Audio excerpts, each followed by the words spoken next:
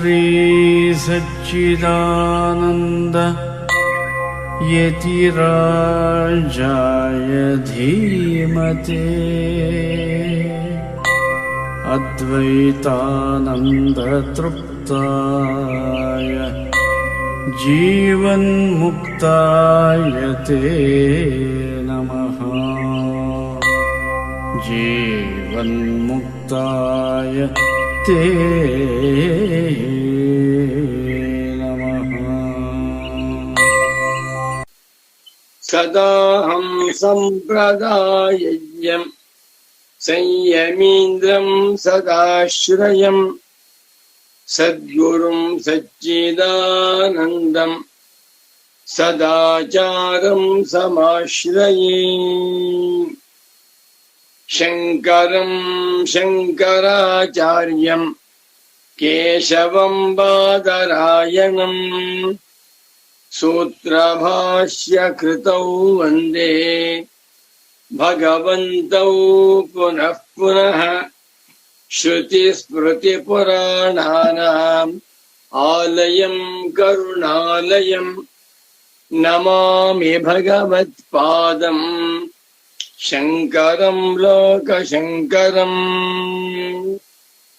गौडपादं महाप्राज्ञं शङ्करं च जगद्गुरुं सुरेश्वरं च तच्छिष्यं सच्चिदानन्दमाश्रये। नमो नमः सद्गुरुपादुकाभ्यां श्रीमच्छङ्कर भगवत्पूज्यपादमहासद्गुरुभ्यो नमः। श्री श्री सच्चिदानन्देन्द्र सरस्वती सद्गुरुपादुकाभ्यां नमः।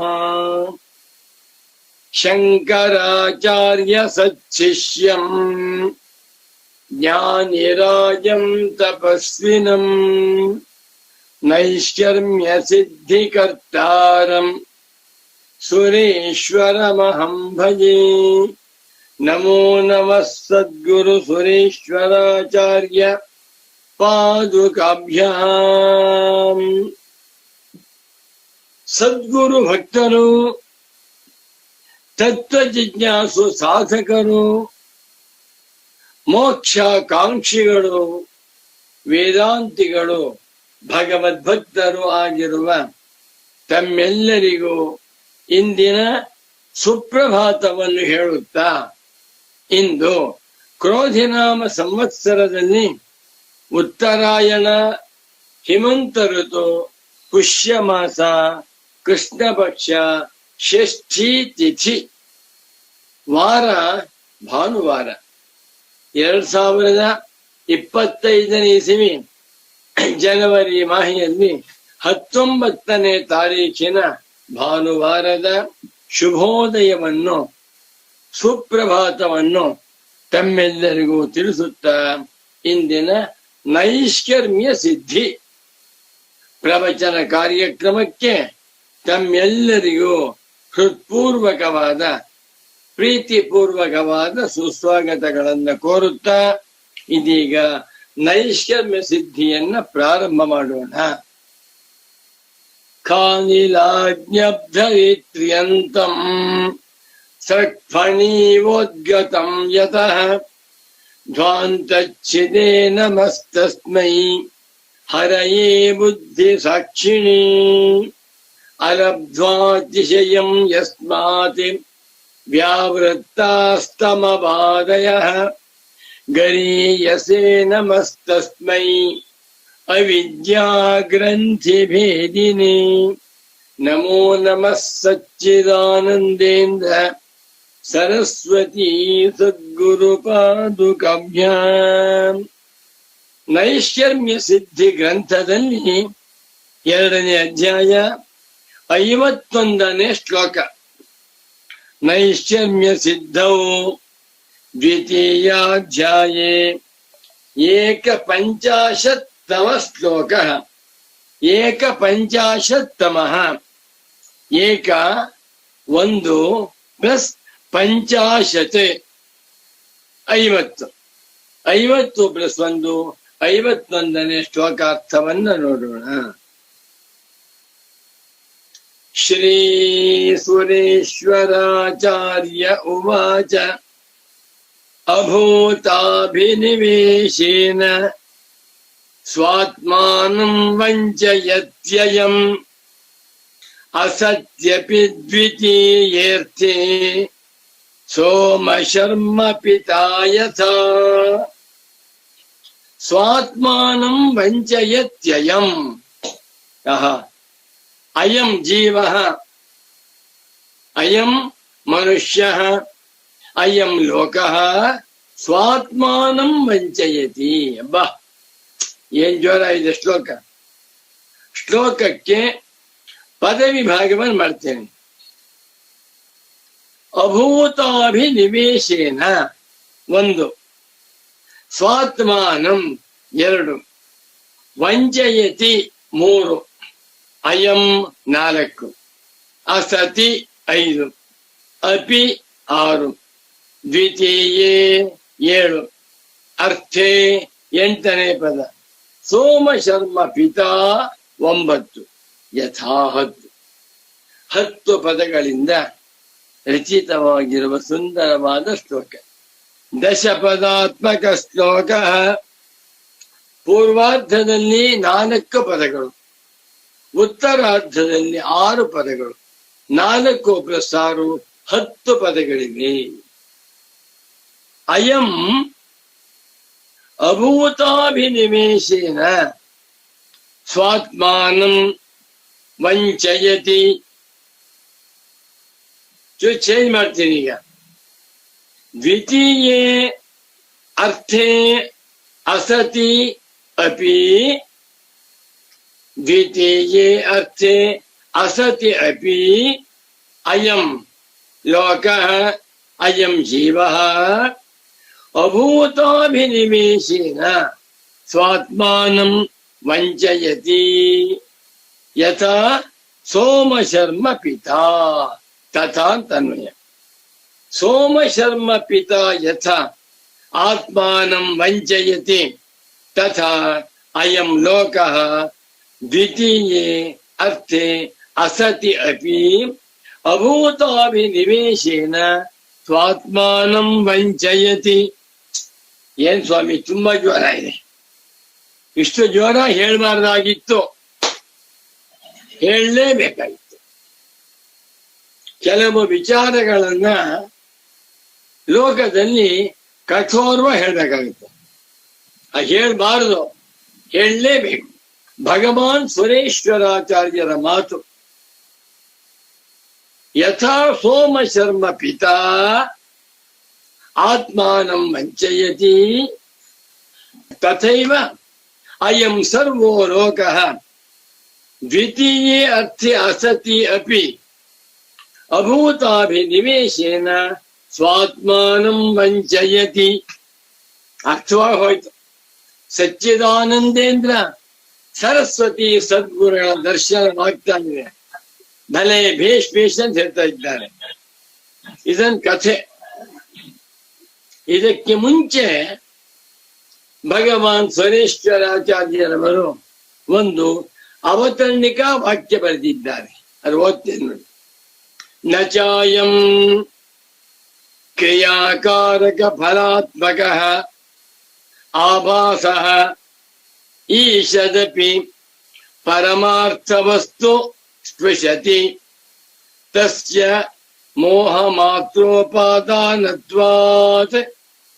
ಏನ್ ಸ್ವರೇಶ್ವರಾಚಾರ್ಯರಿಗೆ ಸ್ವರೇಶ್ವರಾಚಾರ್ಯರೇ ಸಾಟಿ. ನನ್ನ ಪರಮ ಪೂಜ್ಯ ಹೆಮ್ಮೆಯ ಸದ್ಗುರುಗಳಾದ ಸ್ವಾಮೀಜಿಯವರಿಗೆ ಸಚ್ಚಿದಾನಂದೇಂದ್ರ ಸರಸ್ವತಿ ಸ್ವಾಮಿಗಳೇ ಸಾಟಿ. ಸಾಟಿ ಅಂದ್ರೇನು? ಸಮಾನರು, ಸದಸ್ಯರು. ಅಯಂ ಕ್ರಿಯಾಕಾರಕ ಫಲಾತ್ಮಕ ಆಭಾಸಃ ಪರಮಾರ್ಥ ವಸ್ತು ಈಶದಪಿ ನ ಸ್ಪೃಶತಿ. ಹೇಗಿದೆ ವಾಕ್ಯ? ಚಾಟಿ ಕೊಟ್ಟಾಗಿದೆ. ಕ್ರಿಯಾ ಕಾರಕ ಫಲಾತ್ಮಕ ಸಂಸಾರ. ಸಂಸಾರದಿಂದ ದಾಟಿ ಹೋಗುವುದೇ ಮೋಕ್ಷ, ಸಂಸಾರವನ್ನ ಕಳೆದುಕೊಳ್ಳುವುದೇ ಮೋಕ್ಷ, ಸಂಸಾರ ಬಂಧನದಿಂದ ಬಿಡುಗಡೆಯಾಗುವುದೇ ಮೋಕ್ಷ. ಸಂಸಾರ ಎಂದರೇನು? ಗಂಡ, ಹೆಂಡತಿ, ಮಕ್ಕಳು, ಸೊಸೆ, ಅಳಿಯಂದ್ರು, ಮೊಮ್ಮಕ್ಕಳು, ಭಾಮೈದ, ಭಾವ, ಇದೆಲ್ಲ ಸಂಸಾರ. ಅದ್ವೈತ ವೇದಾಂತ ದರ್ಶನದ ಪ್ರಕಾರ ಸಂಸಾರ ಎನ್ನುವ ಮಾತಿಗೆ ಕ್ರಿಯಾಕಾರಕ ಫಲಾತ್ಮಕ ಸಂಸಾರ. ಇದನ್ನು ಹೇಳುವಾಗ ಸುರೇಶ್ವರಾಚಾರ್ಯರ ಮನಸ್ಸಿನಲ್ಲಿ ಪ್ರತಿಪಕ್ಷಿಗಳು ಯಾರು ಅಂತ ಮೀಮಾಂಸೆಗಳು. ಇಡೀ ಪೂರ್ವ ಮೀಮಾಂಸಾ ದರ್ಶನವೆಲ್ಲ ನಿಂತಿರುವುದು ಕ್ರಿಯಾಕಾರಕ ಫಲವೆಂಬ ಸಂಸಾರವೆಂಬ ಫೌಂಡೇಶನ್ ಮೇಲೆ. ಜಾತಿ, ವರ್ಣ, ಆಶ್ರಮ, ರಾಮ ಕ್ರಿಯಾಕಾರಕ ಫಲ, ಕರ್ತೃತ್ವ, ಭೋಕ್ತೃತ್ವ, ಸಂಸಾರ, ಇದು ಬಹಳ ಚೆನ್ನಾಗಿದೆ. ಶಂಕರ ಭಗವತ್ ಪೂಜ್ಯ ಪಾದಾಚಾರ್ಯರವರು ಸಂಸಾರ ಎನ್ನುವ ಶಬ್ದಕ್ಕೆ ಈ ಅರ್ಥವನ್ನ ಅನೇಕ ಕಡೆ ಕೊಟ್ಟಿದ್ದಾರೆ. ಎಲ್ಲಿ ಇದು ಅರ್ಥ ಹೇಳ್ತೇನೆ. ಕ್ರಿಯಾ ಕಾರಕ ಫಲ ಲಕ್ಷಣ ಸಂಸಾರ. ಫಲಂ, ನಮ್ಮ ಮನಸ್ಸಿನಲ್ಲಿ ಬೇಕಾದಷ್ಟು ಫಲಗಳ ಕಲ್ಪನೆ ಇದೆ. ಅಲ್ಲಿ ಇಲ್ಲಿ ಶಾಸ್ತ್ರವನ್ನು ಕೇಳಿರ್ತೇವೆ, ವ್ರತ ಚೂಡಾಮಣಿ ಓದಿರ್ತೇವೆ. ನಮ್ಮ ಮನಸ್ಸಿನಲ್ಲಿ ಫಲದ ಕಲ್ಪನೆ. ಈ ಲೋಕದಲ್ಲಿ ನಾನು ದೊಡ್ಡ ಶ್ರೀಮಂತನಾಗ್ಬೇಕು ಒಂದು, ಈ ಲೋಕದಲ್ಲಿ ನಾನು ತುಂಬಾ ವರ್ಷ ಬದುಕಬೇಕು, 120 ವರ್ಷ ಬದುಕಬೇಕು, ಈ ಲೋಕದಲ್ಲಿ ನಾನು ಸಕಲ ಭೋಗಗಳನ್ನು ಉಳ್ಳವನಾಗಿರ್ಬೇಕು, ಈ ಲೋಕದಲ್ಲಿ ನನ್ನನ್ನ ಎಲ್ಲ ಜನಗಳು ಗುರುತಿಸಬೇಕು, ಈ ಲೋಕದಲ್ಲಿ ನಾನು ತುಂಬಾ ತುಂಬಾ ಒಳ್ಳೆ ಮನುಷ್ಯ ಎನ್ನುವಂತ ಹೆಸರನ್ನ ತೆಗೆದುಕೊಳ್ಳಬೇಕು. ಫಲ ಈ ಜನ್ಮದ್ದಾಯ್ತು. ಯಾವತ್ತಿದ್ರೂ ಸಾಯಲೇಬೇಕು. 120 ವರ್ಷ ಬದುಕಿದ್ದ ಸತ್ವದ, 150 ವರ್ಷ ಬದುಕಿದ್ದ ಸತ್ವದ. ಸತ್ವದ ಮೇಲೂ ಕೂಡ ಈ ಲೋಕದಂತೆಯೇ ನಾನು ಉತ್ತಮವಾದ ಲೋಕವನ್ನು ಹೊಂದಬೇಕು, ಅಲ್ಲಿ ಇಂದ್ರನಾಗಬೇಕು, ನನ್ನ ಧರ್ಮಪತ್ನಿ ಶಚಿದೇವಿಯಾಗಬೇಕು, ಉಚ್ಚೈ ಶ್ರವಸ್ತು ಬೇಕು, ಐರಾವತ ಬೇಕು, ಅಮೃತ ಸರೋವರದಲ್ಲಿ ಪ್ರತಿದಿನವೂ ನಾನು ಇರಬೇಕು. ಇದಕ್ಕೆ ಹೆಸರು ಫಲ. ಈ ಫಲಕ್ಕೆ ಸಾಧನ ಯಾವುದು? ಕ್ರಿಯಾ. ಸುಮ್ಮನೆ ಫಲ ಸಿಕ್ಕೋದಿಲ್ಲ. ನಾನೊಬ್ಬ ಮಂತ್ರಿ ಆಗ್ಬೇಕು ಅಂದ್ರೆ ಸಾಧನೆ ಬೇಕು, ನಾನೊಬ್ಬ ವಿದ್ವಾಂಸನಾಗ್ಬೇಕು ಅಂದ್ರೆ ಸಾಧನೆ ಬೇಕು, ನಾನು ದೊಡ್ಡ ಶ್ರೀಮಂತನಾಗ್ಬೇಕು ಅಂದ್ರೆ ಅದಕ್ಕೂ ಸಾಧನೆ ಬೇಕು. ಅದಕ್ಕೇನ್ ಹೆಸರು? ಕ್ರಿಯಾ. ಕರ್ತವ್ಯ, ಕರ್ಮಗಳು. ಕ್ರಿಯಾಭಾವೇ ಫಲಾಭಾವ. No destination without travel, no end without means. ಕ್ರಿಯೆಗಳನ್ನ ಮಾಡಿದರೆ ತಕ್ಕಂಥ ಫಲವಾಗುತ್ತೆ. ಒಬ್ಬ ರೈತ 10 ಎಕರೆ ಜಮೀನಿದೆ, ಅವನ ಜಮೀನಿನಲ್ಲಿ ಉಳ್ತಾ ಇಲ್ಲ, ಬೀಜ ಬಿತ್ತಾ ಇಲ್ಲ, ಏನು ಮಾಡ್ತಾ ಇಲ್ಲ, ಫಲ ಬರುತ್ತ್ಯಾ? ಒಂದು ಟೊಮೆಟೊ ಬರಬೇಕು ಅಂದ್ರೆ ಜಮೀನಿನಲ್ಲಿ ಅದು ಕೆಲಸ ಮಾಡ್ಬೇಕು, ಒಂದು ಭತ್ತ ಬೆಳಿಬೇಕು ಅಂತ ತಪಸ್ಸು. ಅದೇ ರೀತಿಯಲ್ಲಿ ಕ್ರಿಯೆಗಳನ್ನ ಮಾಡಿದರೆ ಫಲ ಸಿಕ್ಕುತ್ತೆ. ಕ್ರಿಯಾ ಮಾಡುವುದು ಹೇಗೆ? ಕಾರಕಗಳನ್ನ ಜೋಡಿಸಿಕೊಳ್ಳುವುದರಿಂದ. ಕಾರಕಾಣಿ ಕಾರಯಂತೀತಿ ಕಾರಕಾಣಿ. ನಮಗೆ ಕ್ರಿಯೆಗಳನ್ನ ಮಾಡಿಸುವಂತ ಸಾಧನ. ಕ್ರಿಯೆಯನ್ನ ಮಾಡುವವನ ಕರ್ತೃವಾದ ಜೀವಾತ್ಮ. ಜೀವಾತ್ಮನ ಕೈನಲ್ಲಿ ಅನೇಕ ಕರ್ಮಗಳನ್ನ ಮಾಡಿಸುವಂಥವುಗಳಿಗೆ ಕಾರಕ ಅನ್ಸತ್ತು. ಬೇಕಾದಷ್ಟು ಕಾರಕ ಇದೆ, ಸಾವಿರಾರು ಕಾರಕ. ನೋಡಿ, ಸಿಂಪಲ್ ಹೇಳ್ತೇನೆ. ಒಂದು ಸಂಧ್ಯಾ ವಂದನೆ ಮಾಡಬೇಕು ಅಂದ್ರೆ 10 ಕಾರ್ಕ ಬೇಕು. ಸ್ನಾನ ಮಾಡ್ಬೇಕು. ಸ್ನಾನ ಮಾಡ್ಬೇಕಾದ್ರೆ ನೀರಿರ್ಬೇಕು. ನೀರಿದ್ರಾಗತ್ತ ಒಂದು ಮಗ್ಗು ಬೇಕು, ಕೈ ಇರ್ಬೇಕು, ಕಣ್ಣಿರ್ಬೇಕು. ಸ್ನಾನ ಮಾಡ್ದ. ಸ್ನಾನ ಮಾಡ್ಬಿಟ್ಟು ಸಂಧ್ಯಾ ವಂದನೆ ಆಯ್ತಾ, ಬಟ್ಟೆ ಉಟ್ಕೋಬೇಕು. ಬಟ್ಟೆ ಬಿಟ್ಟು ವಿಭೂತಿ ಹಾಕೋಬೇಕು, ಅಥವಾ ಮುದ್ರೆ ಹಾಕೋಬೇಕು, ಅಥವಾ ನಾಮವನ್ನಾದ್ರೂ ಹಾಕೊಳ್ಬೇಕು. ಅಷ್ಟು ಹಾಕೊಂಡ್ಬಿಟ್ಟು ಸಂಧ್ಯಾ ವಂದನೆ ಆಯ್ತಾ, ಅನಂತರ ಪೂರ್ವ ದಿಕ್ಕಿ ಕೂತ್ಕೋಬೇಕು. ಕೂತ್ಕೋಬೇಕಾದ್ರೆ ಒಂದು ಚಾಪೆ ಬೇಕು. ನೆಲ ಮೇಲೆ ಕೂತ್ಕೋಬಾರ್ದು. ಚಾಪೆ ಮೇಲೆ ಕೂತ್ಕೊಂಡ ಅನಂತರ ಪಂಚಪಾತ್ರೆ ಬೇಕು, ಉದ್ಧರಣೆ ಬೇಕು, ಅರ್ಘ್ಯ ಪಾತ್ರೆ ಬೇಕು. ಎಷ್ಟು ಯೋಚನೆ ಮಾಡಿ. ಮಂತ್ರ ಬೇಕು, ತಂತ್ರ ಬೇಕು, ಇಷ್ಟೆಲ್ಲ ಸಂಧ್ಯಾ ವಂದನೆ. ಇನ್ನು ಯಜ್ಞಯಾಗ ಧನುಷ್ಠಾನ ಬೇಕಾದ್ರೆ ಒಂದು ಸತ್ಯನಾರಾಯಣ ಪೂಜೆ ಮಾಡಬೇಕು ಅಂದ್ರೆ ಒಂದು 20 ಐಟಮ್ಸ್ ಬೇಕು. ಕರೆಕ್ಟ್. ಆದರೆ ವೇದಾಂತಿಗಳು ಹೇಳ್ತಾ ಇದ್ದಾರೆ ಇದೆಲ್ಲವೂ ಕೂಡ ಆಭಾಸ ಮಾತ್ರ. ಆಭಾ ಇಲ್ಲವೇ ಇಲ್ಲ. ಕ್ರಿಯೆಯಾಗಲಿ, ಕಾರಕಗಳಾಗಲಿ, ಫಲಗಳಾಗಲಿ ಆತ್ಮನನ್ನು ಬಿಟ್ಟು ಸ್ವತಂತ್ರವಾಗಿ ಸತ್ಯವಾಗಿಲ್ಲ. ಇದು ಕ್ರಿಯಾಕಾರಕ ಫಲಾತ್ಮಕವಾಗಿ ತೋರುತ್ತಿರುವ ಆಭಾಸವೂ ಪರಮಾರ್ಥ ವಸ್ತು. ಇದು ದ್ವಿತೀಯ ಏಕವಚನ. ಪರಮಾರ್ಥ ವಸ್ತುವನ್ನು ಅಂತರ್ಥ. ಪರಮಾರ್ಥ ಪದಾರ್ಥಂ ಆತ್ಮಾನಂ ಪರಂ ಬ್ರಹ್ಮ. ಇದು ವಸ್ತುನ್ ಶಬ್ದ. ನಕಾರಾಂತ ನಪುಂಸಕಲಿಂಗ ವಸ್ತುನ್ ಶಬ್ದ. ವಸ್ತು ವಸ್ತೂನಿ ವಸ್ತೂನಿ ಹೇ ವಸ್ತುನ್ ಹೇ ವಸ್ತೂನಿ ಹೇ ವಸ್ತೂನಿ ವಸ್ತು ವಸ್ತೂನಿ ವಸ್ತೂನಿ. ಜ್ಞಾಪಕ ಇಟ್ಕೊಳ್ಳಿ. ಕನ್ನಡದಲ್ಲಿ ವಸ್ತೂನ್ ಬಿಡ್ತೇವೆ, ಪ್ರಥಮ ಏಕವಚನ. ಸಂಸ್ಕೃತ ಭಾಷೆಯಲ್ಲಿ ವಸ್ತು ಎನ್ನುವ ಶಬ್ದ ಪ್ರಥಮ ವಿಭಕ್ತಿ ಏಕವಚನದಲ್ಲೂ ಇದೆ, ದ್ವಿತೀಯ ವಿಭಕ್ತಿ ಏಕವಚನದಲ್ಲಿಯೂ ಇದೆ. ಒಂದು ನಿಯಮವನ್ನು ಹಿಡಿದು ಪೂಜ್ಯ ಸದ್ಗುರುಗಳು. ಅದ್ಭುತ ಅದ್ಭುತ. ಸಂಸ್ಕೃತ ವ್ಯಾಕರಣದಲ್ಲಿ ಮಗು ಜ್ಞಾಪಕ ಇಟ್ಕೊ, ಯಾವುದೇ ನಪುಂಸಕಲಿಂಗ ಶಬ್ದಗಳಿಗೆ ಪ್ರಥಮ ವಿಭಕ್ತಿ ಮತ್ತು ದ್ವಿತೀಯ ವಿಭಕ್ತಿಯ ಏಕವಚನ, ದ್ವಿವಚನ, ಬಹುವಚನ ರೂಪಗಳು ಸಮಾನವಾಗಿರುತ್ತವೆ. ರಿಪೀಟ್ ಮಾಡ್ತೇನೆ. ಸಂಸ್ಕೃತ ವ್ಯಾಕರಣದಲ್ಲಿ ವ್ಯಾಕರಣದ ಪ್ರಕಾರ, ಪಾಣಿನಿ ಮಹರ್ಷಿಗಳ ವ್ಯಾಕರಣದ ಪ್ರಕಾರ ಯಾವುದೇ ನಪುಂಸಕಲಿಂಗ ನಾಮಪದ ಶಬ್ದಗಳು, ಲಿಂಗವೇಲ ನಾಮಪದಕ್ಕೆ ಮತ್ತು ಅಬ್ಜೆಕ್ಟಿವ್ ತಾನೆ, ಗುಣವಿಶೇಷಣಕ್ಕೆ, ಅವುಗಳು ನಪುಂಸಕಲಿಂಗದಲ್ಲಿದ್ದರೆ ಪ್ರಥಮ ವಿಭಕ್ತಿಯ ಮತ್ತು ದ್ವಿತೀಯ ವಿಭಕ್ತಿಯ 3 ರೂಪಗಳು ಸಮಾನವಾಗಿರುತ್ತವೆ. ಒಂದು ಉದಾಹರಣೆ, ಕಾಡು ಕಾಡನ್ನು, ಅರಣ್ಯಂ ಕಾಡು, ಅರಣ್ಯಂ ಕಾಡನ್ನು. ನೋಡಿ ಉದಾಹರಣೆಗೆ, ಅಸ್ಮಾಕಂ ಗ್ರಾಮೇ ಅರಣ್ಯಂ ಅಸ್ತಿ.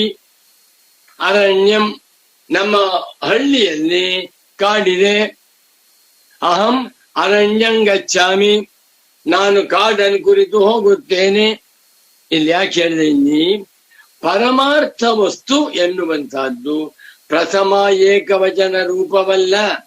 ಪರಮಾರ್ಥ ವಸ್ತುವನ್ನು ನ ಸ್ಪೃಶತಿ, ಮುಟ್ಟುತ್ತಿಲ್ಲ.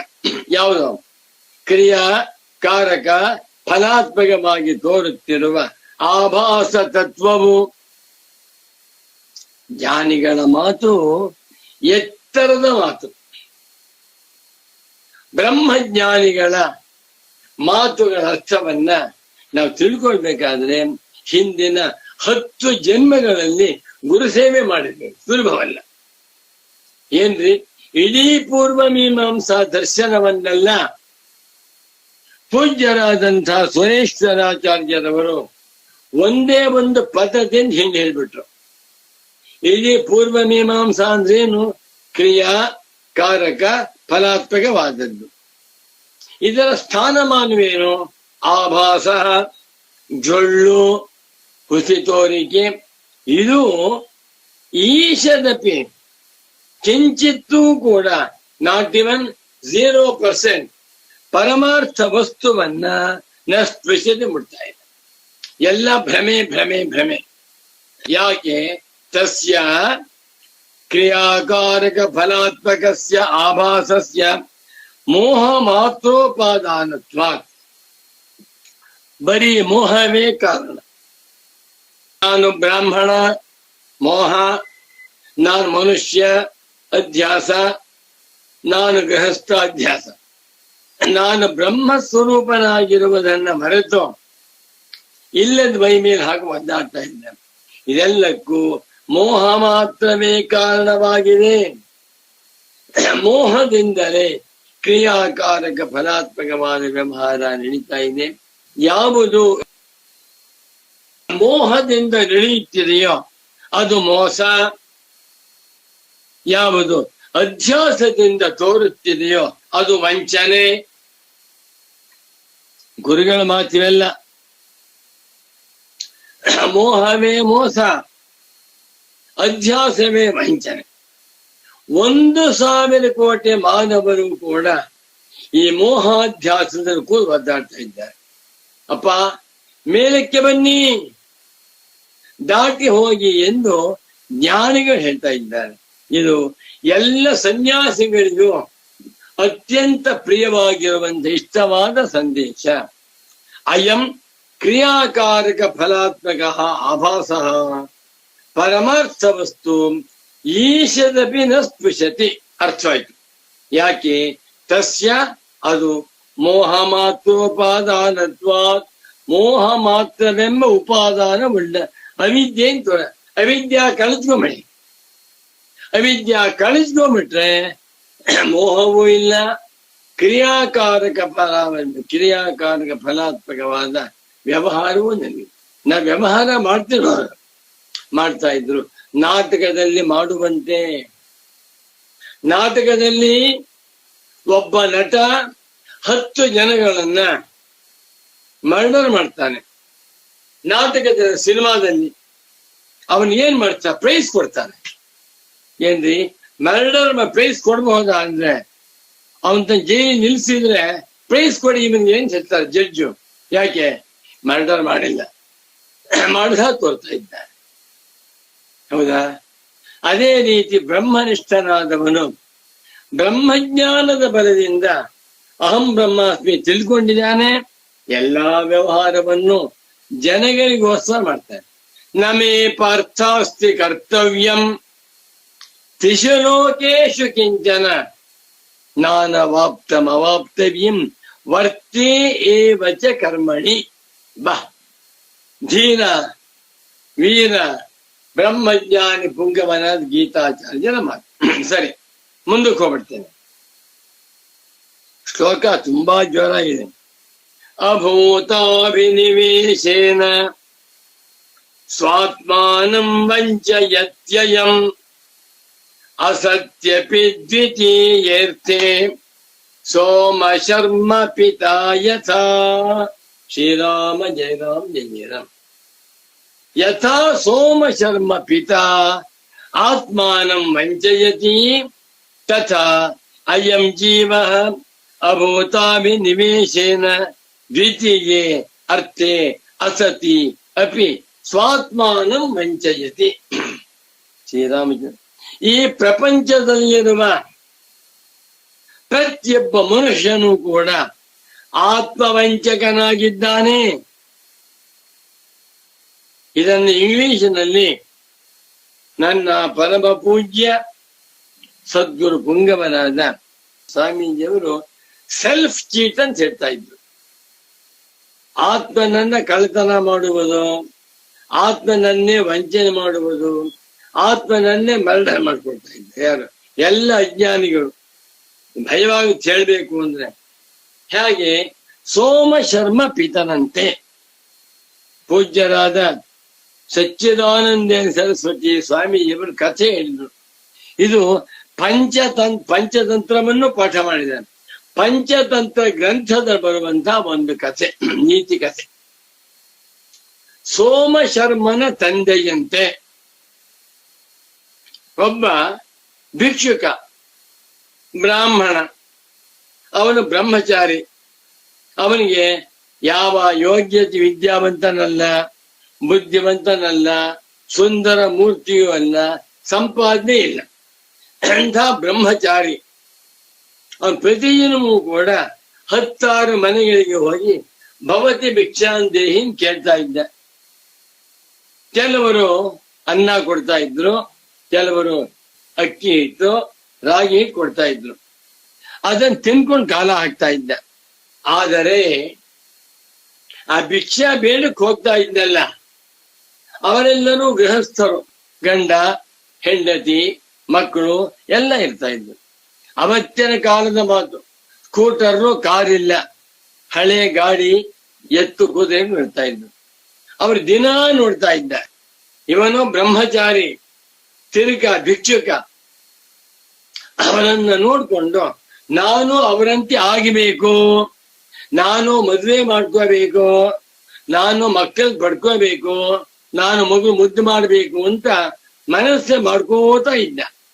ಅದೇ ಯೋಚನೆ. ಗೃಹಸ್ಥ ಮನೆ ಹೋದ್ರೆ ಎಷ್ಟು ಮನೆ ಚೆನ್ನಾಗಿದೆ, ಹುಡುಗಿ ಎಷ್ಟೊಂದು ಚೆನ್ನಾಗಿದ್ದಾಳೆ, ಇವ್ರ ಮಗ ಎಷ್ಟೊಂದು ಚೆನ್ನಾಗಿದ್ದಾನೆ, ನಾನು ಹೀಗಿರ್ಬೇಕು ಅಂತ ಆಸೆ.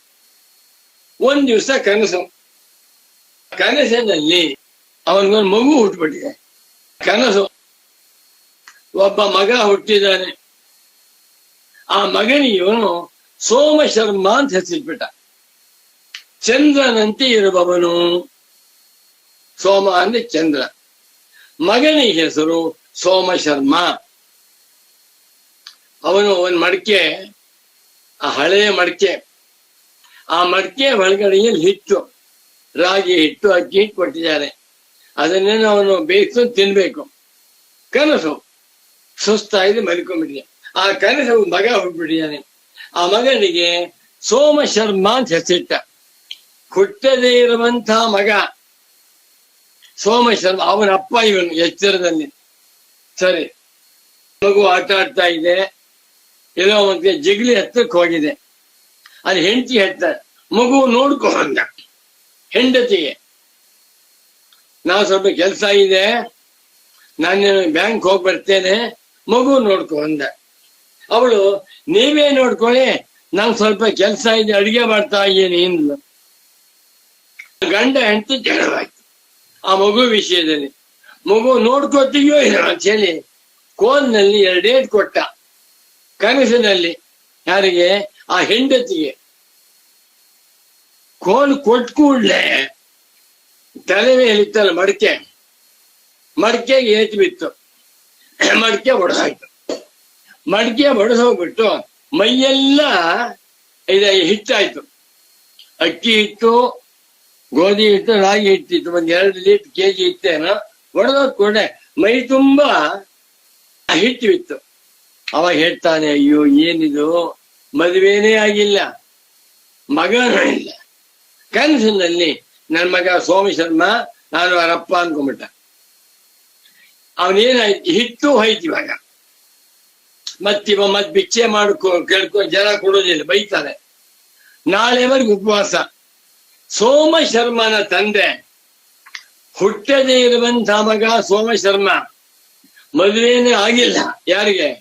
ಸೋಮಶರ್ಮನಿಗೆ ಅಲ್ಲ, ಸೋಮಶರ್ಮನ ಅಪ್ಪನಿಗೆ. ಸೋಮಶರ್ಮ ಪಿತಾಯಥ. ಈ ಕಥೆಯನ್ನ ನನ್ನ ಪರಮ ಪೂಜ್ಯ ಸದ್ಗುರು ಪುಂಗವರಾದ ಸ್ವಾಮೀಜಿಯವರು ಪಂಚತಂತ್ರ ಪಾಠ ಮಾಡುವಾಗಲೂ ಹೇಳಿದ್ರು, ಇದನ್ನು ಪಾಠ ಮಾಡುವಾಗ ಹೇಳಿದ್ರು. ಸೋಮಶರ್ಮನ ತಂದೆಯು ಹೇಗೆ ಅವಿದ್ಯಾವಿಲಾಸದಿಂದ ಇಲ್ಲದೆ ಇರುವಂತ ಹೆಂಡತಿ, ಇಲ್ಲದೆ ಇರುವ ಮಗ, ಅವನಿಗೊಂದು ಹೆಸರು ಏನಂತ, ಸೋಮಶರ್ಮ ಅಂತ ಇಟ್ಟುಬಿಟ್ಟು ಕೊನೆಗೆ ಸೋಮಶರ್ಮ ಮಗನೂ ಇಲ್ಲ. ಆ ಹೆಂಡತಿ ಹೊಡಿಬೇಕು ಅಂತ ಹೋದ, ಹೆಂಡತಿನೂ ಇಲ್ಲ. ಆ ಹೊಡೆದ ಏಟಿನಿಂದ ಮಡಕೆ ಒಡೆದೋಯ್ತು, ಮೈ ಮೇಲೆಲ್ಲ ಬಿದ್ದೋಯ್ತು. ಯಾವುದು? ಅಕ್ಕಿ ಹಿಟ್ಟು, ರಾಗಿ ಹಿಟ್ಟು. ಬಿದ್ದ ಮೇಲೆ ಅದನ್ನು ತಗೊಂಡು ರಾಗಿ ಮುದ್ದೆ ಮಾಡಕ್ಕಾಗತ್ತಾ? ವೇಸ್ಟ್. ಸೋಮ ಶರ್ಮನ ತಂದೆಯು ಹೇಗೆ ತನಗೆ ತಾನು ಮೋಸ ಮಾಡಿಕೊಂಡನೋ ಅದೇ ರೀತಿಯಲ್ಲಿ ಎಲ್ಲ ಮಾನವರು ಕೂಡ ಶ್ರೀರಾಮಚಂದ್ರ ಅಭೂತಾಭಿನಿವೇಶದಿಂದ ಅರ್ಥ ನೋಡಿ. ಈಗ ಅಭೂತ ಇಲ್ಲದೆ ಇರುವಂತಹ ಪದಾರ್ಥ, ಭವಂತೀತಿ ಭೂತಾನಿ ನ ಭವಂತಿ ಇತಿ ಅಭೂತಾನಿ, ಇಲ್ಲದೆ ಇರುವಂತ ವಸ್ತುವಿನ ಮೇಲೆ ಅಭಿನಿವೇಶೇನ ಅಭಿಮಾನದಿಂದ, ಮಮತೆಯಿಂದ, ಅನುರಾಗದಿಂದ ನಿಜವಾಗಿ ನೋಡಿದರೆ ಶರೀರಾದಿಗಳೆಲ್ಲವೂ ಜುಳ್ಳು, ಇಲ್ಲವೇ ಇಲ್ಲ. ಶರೀರವೂ ಇಲ್ಲ, ಇಂದ್ರಿಯವೂ ಇಲ್ಲ, ಮನಸ್ಸೂ ಇಲ್ಲ. ನಾನು ಶರೀರವಲ್ಲ ಅಂತಲ್ಲ, ಶರೀರವಿಲ್ವೇ ಇಲ್ಲ. ಆತ್ಮನ ದೃಷ್ಟಿಯಿಂದ ನೋಡಿದಾಗ ಯಾವುದಿದೆ ಸ್ವಾಮಿ? ಒಂದು ಸಕ್ಕರೆ ಗಣಪತಿ, 16 ಭುಜದ ಗಣಪತಿ, ಷೋಡಶ ಭುಜ ಕಚ್ಚಾಡ್ತಾ ಇದ್ದಾರೆ. ಈ ಕೈ ನನ್ಗೆ, ಈ ಕೈ ನನ್ಗೆ ಅಂತ ಕಚ್ಚಾಡ್ತಾ ಗಣಪತಿ ಕೈ ಮುರಿಸಾಯ್ತು. ಆಗ ನೋಡಿದ್ರೆ ಗಣಪತಿಯೂ ಇಲ್ಲ, 16 ಕೈಗಳು ಇಲ್ಲ. ಪರಮಾರ್ಥ ದೃಷ್ಟಿಯಿಂದ ನೋಡಿದಾಗ ಆತ್ಮನಿಗೆ ಯಾವುದೂ ಅಂಟಿಲ್ಲ. ಆತ್ಮ ಹೇಗಿದ್ದಾನೆ? ಅದ್ವಿತೀಯ ಸ್ವರೂಪನಾಗಿ ಸಚ್ಚಿದಾನಂದ, ನಿರ್ಗುಣ, ನಿರ್ವಿಶೇಷ, ನಿತ್ಯ ಶುದ್ಧ, ನಿತ್ಯ ಬುದ್ಧ, ನಿತ್ಯ ಮುಕ್ತ ಸ್ವರೂಪನಾಗಿದ್ದ ಆತ್ಮ. ಇದನ್ನ ತಿಳಿದುಕೊಳ್ಳದೆ ಅಭೂತಾಭಿನಿವೇಶೇನ ಹುಸಿದೋರಿಕೆಯಾಗಿರುವ, ಜುಳ್ಳಾಗಿರುವ ವಸ್ತುಗಳಲ್ಲಿ ಅಭಿನಿವೇಶ, ಮಮತೆ ಮಾಡಿಕೊಂಡು ನಾನು, ನನ್ನದು, ಅಹಮಿದಂ ಮಮೇದ ಮಿತಿ ನೈಸರ್ಗಿಕವಯಂ ಲೋಕಂ ವ್ಯವಹಾರ. ಇದನ್ನು ಉಪದೇಶ ಮಾಡಿರುವಂತಹ ಶಂಕರ ಸಾಕ್ಷಾತ್ ಶಿಷ್ಯರಾದ ಸುರೇಶ್ವರಾಚಾರ್ಯರು ಎಂಥ ಮಹತ್ವ ಸ್ವಾಮಿ. ಎಲ್ಲವೂ ಕೂಡ ಅವಿದ್ಯಾವಿಲಾಸ, ಯಾವುದು ಪರಮಾರ್ಥವಲ್ಲ. ಅಭೂತ ಇಲ್ಲದೆ ಇರುವಂತಹ ಸುಳ್ಳಾಗಿರುವ ವಸ್ತುವಿನಲ್ಲಿ ಅಭಿನಿವೇಶವನ್ನು ಮಾಡಿಕೊಂಡು ಅದು ನಾನು ಅಂತ ಮಾಡಿಕೊಂಡು ಸ್ವಾತ್ಮಾನಂ ತನ್ನ ನಿಜವಾಗಿರುವಂತಹ ಆತ್ಮನನ್ನ ಮರೆತು ಬಿಟ್ಟು ಅಯಂ ಲೋಕ ಸ್ವಾತ್ಮಾನಂ ವಂಚಯತಿ. ಇದನ್ನು ನೋಡಿದ್ರೆ ಏನಾದ್ರೂ ಆಗ್ಲಿಕ್ಕಂದ್ರೆ ಆತ್ಮಜ್ಞಾನವನ್ನು ಮಾಡಿಕೊಳ್ಳಲೇಬೇಕು ಅನ್ನುವಂಥ ತೀವ್ರತೆ ಗ್ಯಾರಂಟಿ ಬರುತ್ತೆ. ಯಾಕೆ ಅಂದ್ರೆ ದ್ವಿತೀಯೇ ಅರ್ಥೇ ಅಸತಿ ಅಪಿ, ತನಗಿಂತ ಭಿನ್ನವಾಗಿ ದ್ವೈತ ವಸ್ತು ಯಾವುದೂ ಇಲ್ಲ. ಏಕಮೇವಾದ್ವಿತೀಯಂ ಸದೇವ ಸೌಮ್ಯ ಇದಮಗ್ರಾಸೀತ್. ಏಕಮೇವಾದ್ವಿತೀಯಂ ಪರಮಾರ್ಥ ಪದಾರ್ಥ. ಹೆಂಡತಿನೂ ಇಲ್ಲ, ಮಗನೂ ಇಲ್ಲ. ಆ ಸೋಮ ಶರ್ಮನ ತಂದೆ ಹೆಂಡತಿ ಹೊಡಿಕ್ ಹೋದ, ಮಗು ನೋಡ್ಕೊ ಅಂತ. ಪಾಪ ಹೆಂಡತಿ ಅಡಿಗೆ ಮಾಡ್ತಾ ಇದ್ದೀನಿ, ನೀವೇ ನೋಡ್ಕೊಳ್ಳಿ ಅಂತಂದು ಕೋಪದಿಂದ ಕೋಲಿನ ಹೊಡಿಕ್ ಹೋದ. ಆ ಕೋಲ್ ಹೊಡೆದ ಕೂಡಲೇ ಯಾರು ಇಲ್ವಲ್ಲ, ಅಲ್ಲಿ ಮಡಕೆ ಇತ್ತು, ಮಡಕೆ ಪೆಟ್ಟು ಬಿತ್ತು, ಮಡಕೆ ಹೊಡೆದೋಯ್ತು, ಮೈ ತುಂಬ ಹಿಟ್ಟಾಯ್ತು. ಇದ್ದಂತ ಹಿಟ್ಟನ್ನು ಕಳ್ಕೊಂಡ, ಹೊಟ್ಟೆ ಅನ್ನು ಇಲ್ಲಿ ಒದ್ದಾಡ್ತಾ ಹಾಗಾಗಿದೆ. ಅರ್ಥವಾಯ್ತು ಅನ್ಕೋತೀನಿ. ಈಗ ಸೋಮ ಶರ್ಮನ ತಂದೆಯಂತೆ ಈ ಪ್ರತಿಯೊಬ್ಬ ಮನುಷ್ಯನೂ ಕೂಡ ಹುಸಿತೋರಿಕೆಯಾಗಿರುವ, ಜೊಳ್ಳಾಗಿರುವ ವಸ್ತುಗಳಲ್ಲಿ ನಾನು, ನನ್ನದು ಅನ್ನುವಂಥ ಅಭಿಮಾನವನ್ನ ಮಾಡಿಕೊಂಡು ತನಗಿಂತ ಭಿನ್ನವಾಗಿ ದ್ವಿತೀಯ ವಸ್ತುವಿಲ್ಲದೆ ಹೋದರೂ ಕೂಡ ಆತ್ಮಾನಂ ವಂಚಯತಿ, ತನ್ನ ನಿಜ ಸ್ವರೂಪವನ್ನು ಮರೆತು ವಂಚನೆ ಮಾಡಿಕೊಳ್ತಾ ಇದ್ದಾನೆ.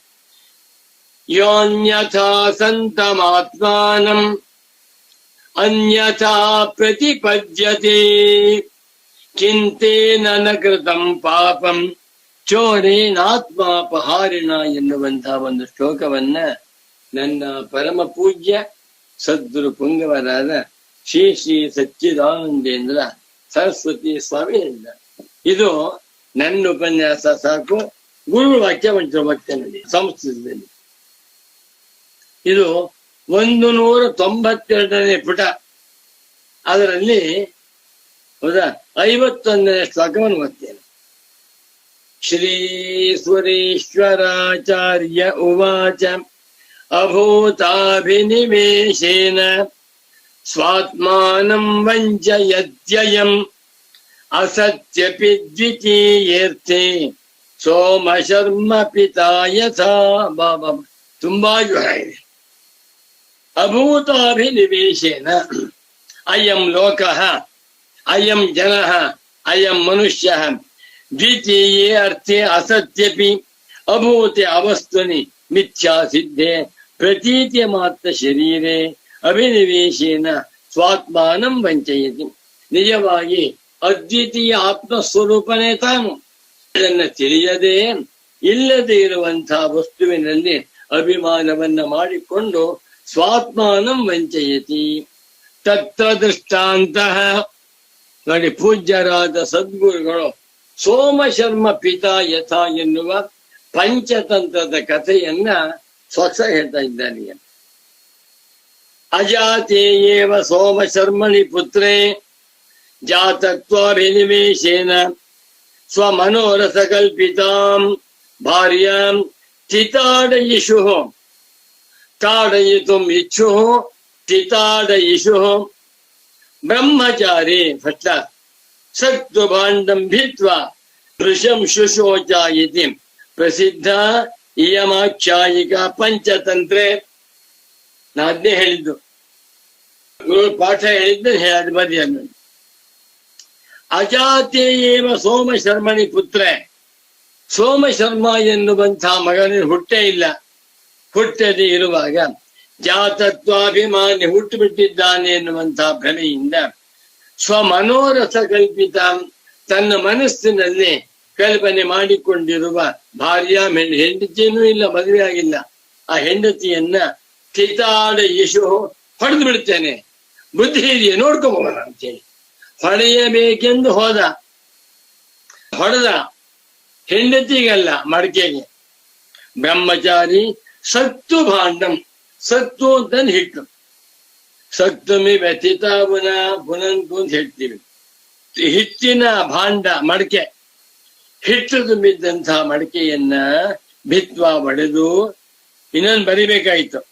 ತನ್ನ ಮೈ ಮೇಲೆಲ್ಲ ಬೀಸಾಯ್ತದ, ಹಿಟ್ಟು ಹೊಟ್ಟೋಯ್ತು. ತಥಾ ಭೃಷಂ ಶೋಚತಿ, ಅಯ್ಯೋ ಹೋಯ್ತದಪ್ಪ ಅಕ್ಕಿ ಇಟ್ಟು ಅಂತ ಒದ್ದಾಡ್ತಾನೆ, ಸಂಕಟ ಬಿಡ್ತಾನೆ ಈ ಕಥೆ. ಅದರಂತೆ ತತ್ರ ಯಥಾ ಅಸೌ ಸೋಮಶರ್ಮ ಪಿತ ಮಿಥ್ಯಾಭಿನಿವೇಶೇನ ಭಿಕ್ಷಾಸಕ್ತೂನ್ ಪ್ರಣಾಶ್ಯ ಸ್ವಾತ್ಮಾನಮೇವ ಪಾಂಡರನ್ ಕೃತ್ವ ವಂಚಯತಿ ಸ್ಮ. ಏನು ಗುರುಗಳು ವಾಕ್ಯ ನೋಡಿ, ಹೇಗೆ ಸೋಮಶರ್ಮನ ತಂದೆ ಮಿಥ್ಯಾಭಿಮಾನದಿಂದ ಮಗ ಹುಟ್ಟಿದ್ದಾನೆ ಮಾಡ್ಕೊಂಡ್ಬಿಟ್ಟು ಸಕ್ತೋನ್ ಹಿಟ್ಟು, ಭಿಕ್ಷೆಯಿಂದ ತಂದಿದ್ದಂಥ ಹಿಟ್ಟುಗಳನ್ನ ಪ್ರಣಾಶ ನಾಶ ಮಾಡ್ಕೊಂಡ್ಬಿಟ್ಟು ಸ್ವಾತ್ಮಾನವೇವ ಪಾಂಡರನ್ ಕೃತ್ವ, ತನ್ನನ್ನ ಪಾಂಡರ ಅಂತ ಬೆಳಕು ಮೈ ತುಂಬಾ ಬಿದ್ದಾಯ್ತದ. ಪರಮೇಶ್ವರನಿಗೆ ವಿಭೂತಿ ಅಭಿಷೇಕ ಮಾಡಿದಾಗ ಮೈಯಲ್ಲೇ ಬೆಳಕು. ಅದೇ ರೀತಿಯಲ್ಲಿ ಅಕ್ಕಿ ಹಿಟ್ಟಿತ್ತೋ ಅಥವಾ ರಾಗಿ ಹಿಟ್ಟಿತ್ತೋ, ಯಾವ ಮಡಿಕೆ ಒಡೆಸೋಯ್ತೋ ಇಲ್ವೋ ಮೈ ಮೇಲೆ ಬಿತ್ತು. ತಾನು ಪಾಂಡರನ್ ಕೃತ್ವ, ಮೈಯನ್ನೆಲ್ಲ ಬಿಳುಪು ಮಾಡಿಕೊಂಡು ವಂಚಯತಿ ಸ್ಮ, ತನಗೆ ಅನ್ಯಾಯ ಮೋಸ ಮಾಡಿಕೊಂಡ. ತದ್ವತ್ ಅಯಂ ಲೋಕೋಪಿ ಸಂಸಾರಿಣ ಆತ್ಮಾನ ಬೆಂಬವನ್ಯಮಾನ, ನಾನೊಬ್ಬ ಸಂಸಾರಿ, ನಾನು ಬ್ರಾಹ್ಮಣ, ನಾನು ಹಿಂದೂ, ಇದೆಲ್ಲವೂ ಅವಿದ್ಯಾ ವಿಲಾಸ ಅಂತ ಮಾಡಿಕೊಂಡು ಇವನು ಒದ್ದಾಡ್ತಾನೆ. ಅಭೂತಾಭಿನಿವೇಶೋಸ್ತಿ ದ್ವಯಂ ತತ್ರ ನವಿದ್ಯತೆ ಎಂದು ಗೌಡಪಾದಾಚಾರ್ಯರು ಅಭೂತಾಭಿನಿವೇಶ, ಇಲ್ಲದೆ ಇರುವಂತಹ ವಸ್ತುವಿನಲ್ಲಿ ಅಭಿಮಾನ ಮಾಡಿಕೊಂಡಿದ್ದರು. ಸ್ವಾರಸ್ಯ ನೋಡಿ, ಭಗವಾನ್ ಸುರೇಶ್ವರಾಚಾರ್ಯರವರು ಇಲ್ಲಿ ತಮ್ಮ ಯಾವ್ದಪ್ಪದು ಅಭೂತಾಭಿನಿವೇಶೇನ ಅಂತ ಹಾಕಿದ್ರು.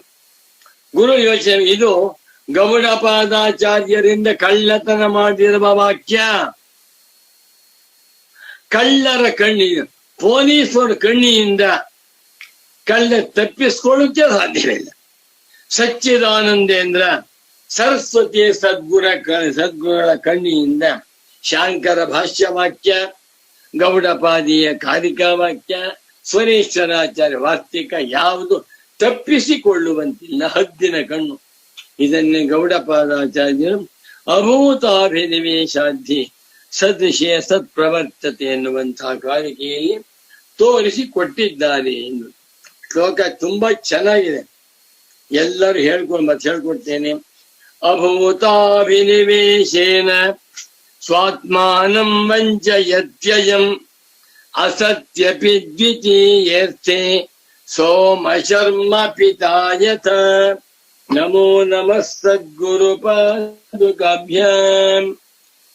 ಸುಗಮ ಎನ್ನುವಂತಹದ್ದು ಸಚ್ಚಿದಾನಂದೇಂದ್ರ ಸರಸ್ವತಿ ಸ್ವಾಮಿಗಳವರು ಸಿದ್ಧ ಮಾಡಿರುವ ಊಟವಾದರೆ ನೈಷಮ್ಯ ಸಿದ್ಧಿ ಎನ್ನುವಂತಹದ್ದು, ಕ್ಲೇಶಾಪಹಾರಿಣಿ ಎನ್ನುವಂತಹದ್ದು ಸಚ್ಚಿದಾನಂದೇಂದ್ರ ಸರಸ್ವತಿ ಸ್ವಾಮೀಜಿಯವರು ನಮಗೆ ಉಣಬಡಿಸುತ್ತಿರುವಂತಹ ಶಾವಿಗೆ ಪಾಯಸ ಎಲ್ಲವೂ ಆನಂದವಾಗಿದೆ.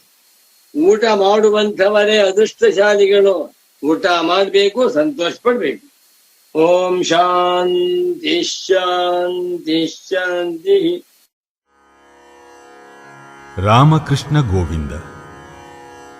ಭಗವದ್ಭಕ್ತಿ ಜೀವನದಲ್ಲಿ ಮಾನವನಿಗೆ ಅತಿ ಅಮೂಲ್ಯ.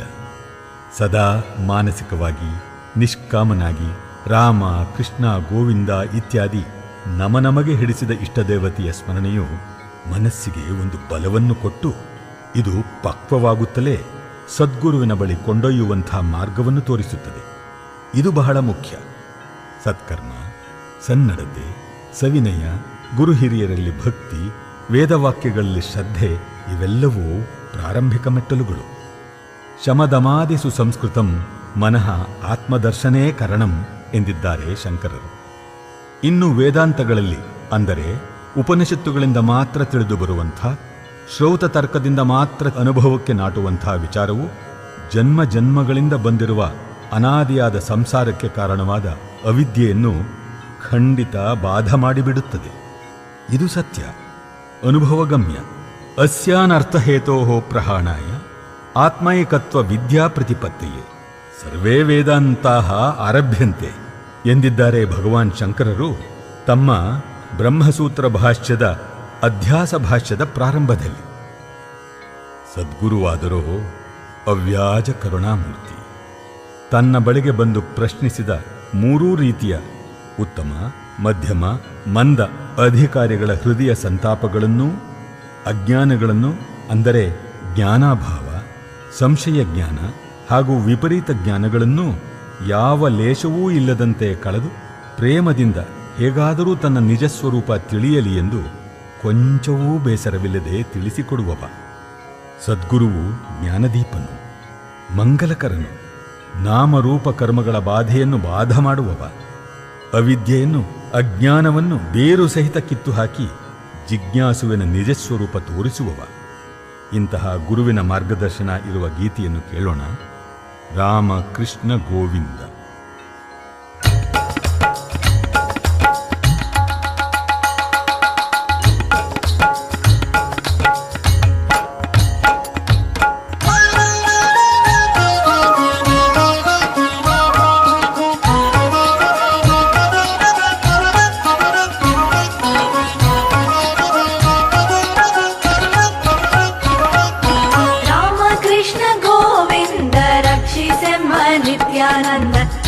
ಕೃಷ್ಣ ಗೋವಿಂದ ರಾಘವಿದೂರ ಪರಮಾನಂದ. ರಾಮ ಕೃಷ್ಣ ಗೋವಿಂದ ರಕ್ಷಿಸೆಮ್ಮ ನಿತ್ಯಾನಂದ. ರಾಮ ಕೃಷ್ಣ ಗೋವಿಂದ ರಾಘವಿದೂರ ಪರಮಾನಂದ. ರಾಮ ಕೃಷ್ಣ ಗೋವಿಂದ ರಾಘವಿದೂರ ಪರಮಾನಂದ.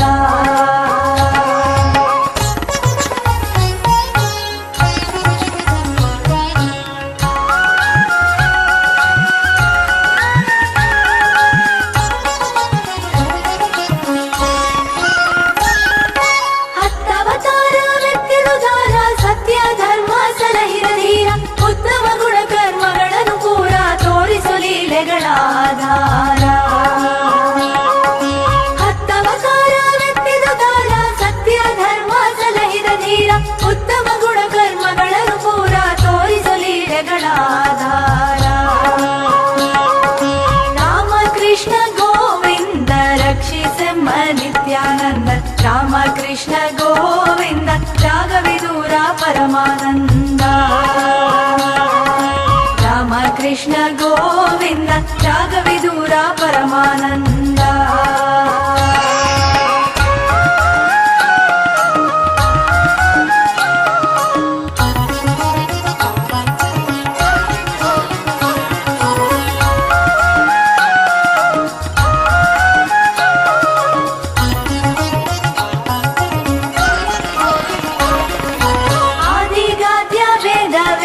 ವೇದಾಂತೋದಿತ ಲಕ್ಷಣ ಹೃದಯ ವಾದಿತಾರ್ಕಿಕ ವ್ರಾತಕ ಭೇದ್ಯ ಬಾಧಿತ ಸಂಸ್ಕೃತಿ ಮೂಲ ವೇದ್ಯ ಆದಿಗಾದ್ಯ ವೇದ ವೇದ್ಯ ವೇದಾಂತೋದಿತ ಲಕ್ಷಣ ಹೃದಯ ವಾದಿತಾರ್ಕಿಕ ವ್ರಾತಕ ಭೇದ್ಯ ಬಾಧಿತ ಸಂಸ್ಕೃತಿ ಮೂಲ ವೇದ್ಯ ರಾಮ ಕೃಷ್ಣ ಗೋವಿಂದ ರಕ್ಷಿಸೆಮ್ಮ ನಿತ್ಯಾನಂದ ರಾಮ ಕೃಷ್ಣ ಗೋವಿಂದ ರಾಘವೇಂದ್ರ ಪರಮಾನಂದ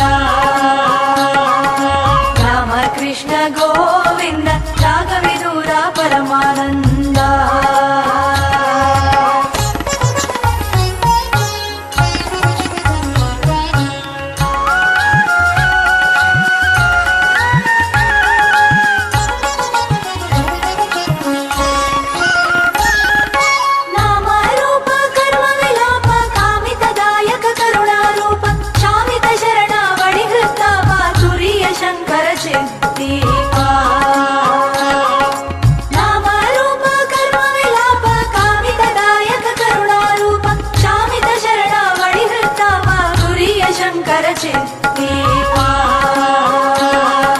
ರಾಮ ಕೃಷ್ಣ ಗೋವಿಂದ ರಕ್ಷಿಸೆಮ್ಮ ನಿತ್ಯಾನಂದ ರಾಮ ಕೃಷ್ಣ ಗೋವಿಂದ ರಾಘವೇಂದ್ರ ಪರಮಾನಂದ